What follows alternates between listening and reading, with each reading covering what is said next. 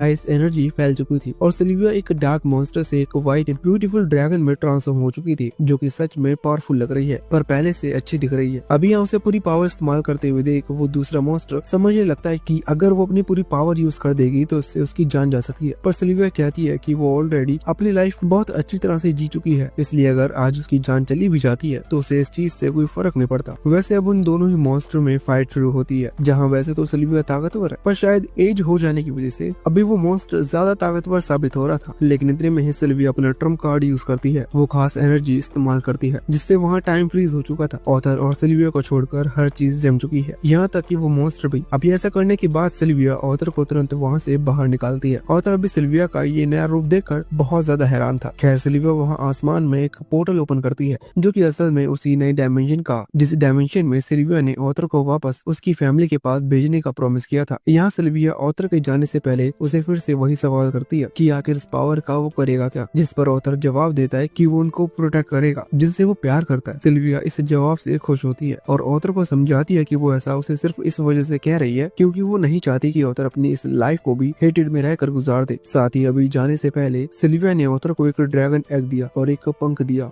उसने ऑथर से कहा कि वो इस ड्रैगन एग को इस पंख से लपेट ले। ये दोनों ही उसकी तरफ से आखिरी गिफ्ट थे क्योंकि वो जानती है कि वो नहीं बचेगी। वैसे अभी वो ड्रैगन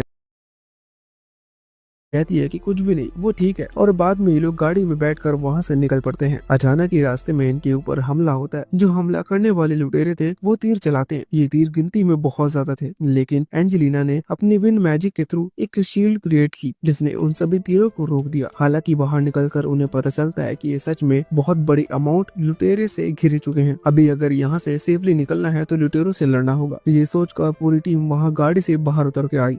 ऑथर की मदर अभी ऑथर को थोड़ा शांत कराने की कोशिश कर रही थी क्योंकि एक 4 साल का बच्चा ये सब देखकर डर जाएगा। हालांकि ऑथर बिल्कुल भी नहीं डरा, वो सब सिचुएशन को बड़ी ध्यान से देख रहा था। वैसे वहाँ लड़ते वक्त ऑथर के फादर पर एक लुटेरे पीछे से हमला करते हैं, लेकिन उसी दौरान हेलेन अपने तीर से उसे वहीं खत्म कर देती है। इसके बाद हम वहाँ ऊपर की लुटेरों के लीडर को देखते हैं। वो वहाँ एंट्री लेते ही अपने सभी साथियों को ऑर्डर देता है कि इस लड़ाई में किसी भी लेडीज को और किसी भी बच्चे को चोट नहीं आनी चाहिए। जब अगर तुम ये सोचो कि नहीं वो बहुत ज्यादा अच्छा है, तो ऐसा कुछ भी नहीं है। वो ऐसा सिर्फ वजह कह रहा है क्योंकि जितनी ज्यादा अच्छी कंडीशन में वो लोग होंगे उतने ज्यादा महंगे बिकेंगे। वैसे अभी ये लड़ाई कुछ देर तक इसी तरह से चलती रहती है। बाद में हम देखते हैं कि ज्यादा गिनती में होने की वजह से वो लुटेरे जीते हुए दिख रहे थे क्योंकि सामने टूहोन की पूरी टीम बहुत ज्यादा थक चुकी है। अचानक ही लड़ते वक्त एक लुटेरा ऑथर के फादर को घायल करके जमीन पर गिरा देता है। अभी रे का पूरा फोकस यहाँ अपनी वाइफ और अपने बेटे को बचाने पर था। इसी वजह से वो उसी गाड़ी के पास लड़ाई कर रहा था। जब वो जमीन पर गिरा और उसे चोट लगी तो ये देख